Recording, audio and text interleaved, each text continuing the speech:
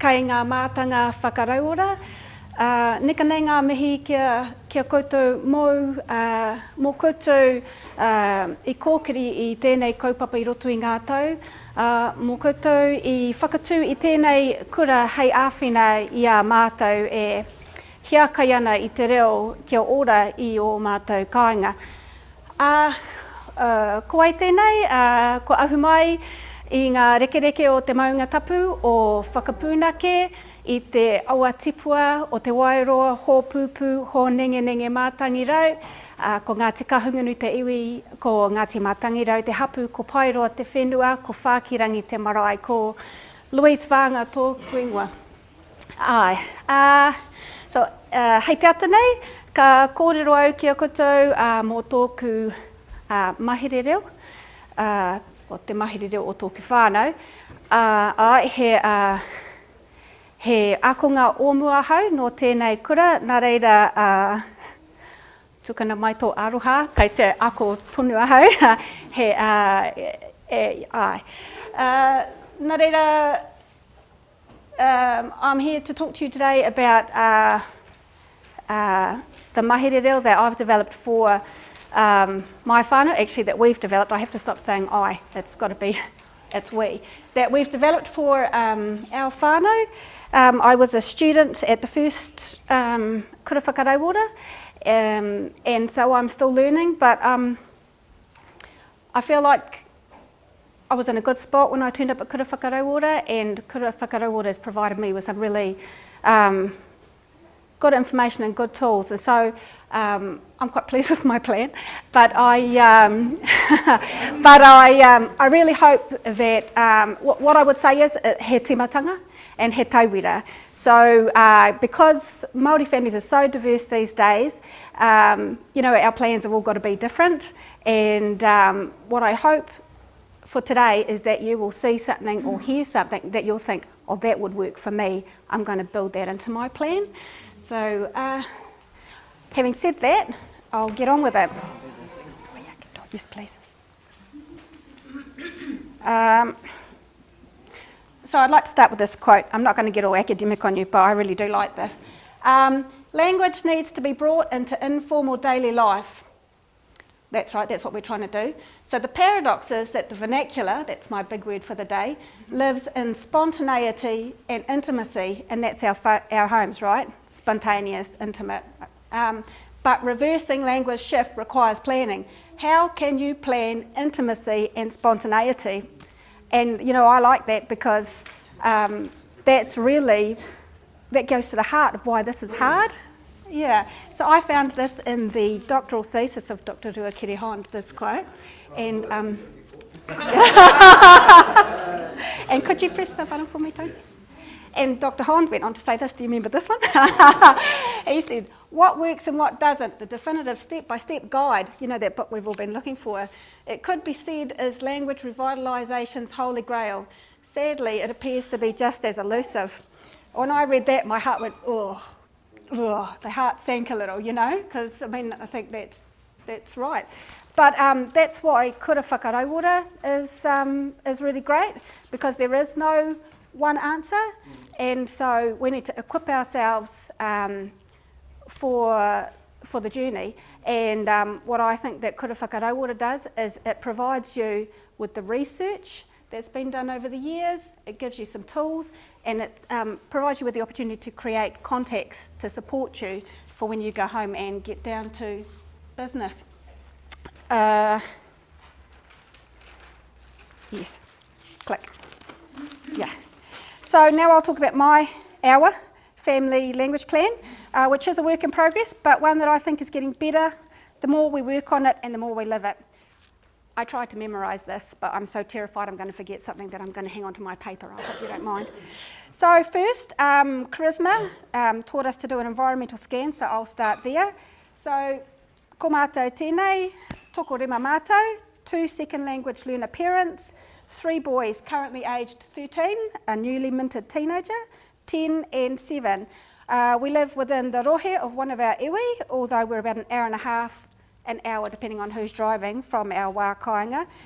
We are ngai tōwhara. So the name, we are not tall, as you can see. That part of it is aspirational. It really came out of playing around with our names, as the boys all have different surnames to sort of reflect different bits of the whakapapa.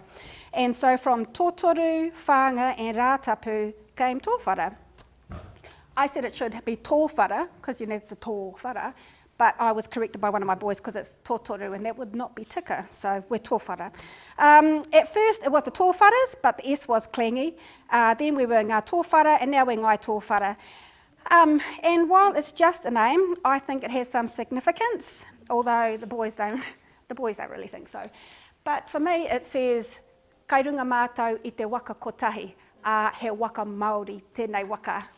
So that's my story. It's all part of the mindset. Now the parents. Paul started learning te reo at Hatopaura College, and he had a native speaker dad who didn't actively transmit the reo to his boys, but he used it intermittently, and when his boys started learning at school, he actively supported them. So Paul's reo is pretty good, it's just underutilised, and that's because of his job. So I'm not in paid employment, but Paul is, and he works in, a hardcore English-speaking environment, and he works lots of hours, so, that's where he's at. Myself, I learnt French at high school, and I didn't start to learn my own language until I got to university. How many times do we hear that? I did it for 3 years at Vic. I fell in love with it, and then I left it for a career in the law, which I never loved. And then I had my first baby, and I came back to my first love, the reo. And when I had Piki, my first boy, I used all the language I had with him, which was quite well supported actually by a book a friend of mine, Tipene Crisp, had written with his wife, which was never published for some reason. And it had reo to use with your baby in under 5s, so I was quite lucky. I never went back to the law, and we eventually joined the Kohanga Reo movement and were there for 8 years. And that was great. The kids had reo at home with me and at Kohanga Reo, and I thought I was doing an awesome job. Okay, so when it came to schooling, Paul and I thought, puro tēnei, ngā tuke mato kahunganu. Anyway, when it came to schooling, Paul and I thought long and hard, and eventually decided to send the boys to the school around the corner. We live in Napier, did I say that? Yeah, so the school around the corner, which is a mainstream school.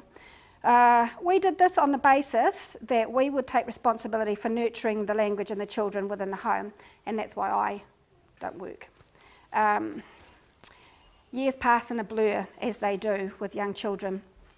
The youngest is now 5 and ready to start school. Quick stock take. We've dropped the ball. Look, I still get teary. It still tears me up.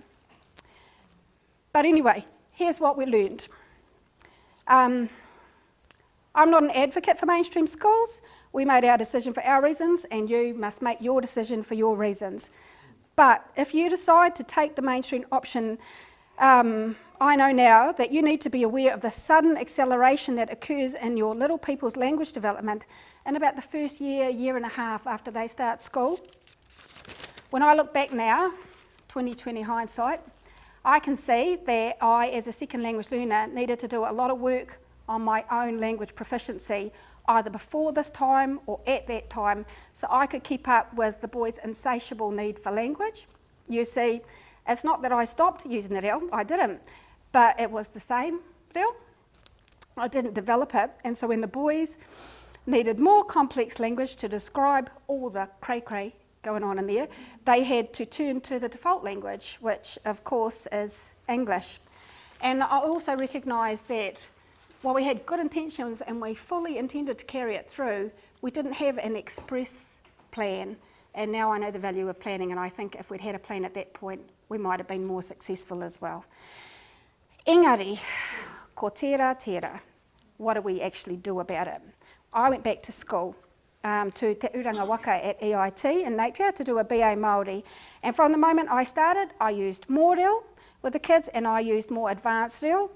And that has had some really interesting results. I've now got what I think is 2 passive speakers in my big boys, good taringa, not necessarily this. And a Pōtiki for whom Māori is still one of his first languages. So he's a bilingual. He's not an even bilingual, but he's a bilingual, and it's a first language for him. But I'll talk a bit more about that later. What I wanted to give you was the environmental scan of our whānau as at December last year when I turned up at Te Herenga Waka for Kura Whakarauora. And really where I was at was this. I'd worked on my own language proficiency, but I was struggling to understand how to transmit the reo to the kids to get them to kōrero. I had my formal learning experiences over here, and then on the other hand I had people saying, just kōrero, and neither of them seemed particularly effective in getting anyone to speak the reo except me.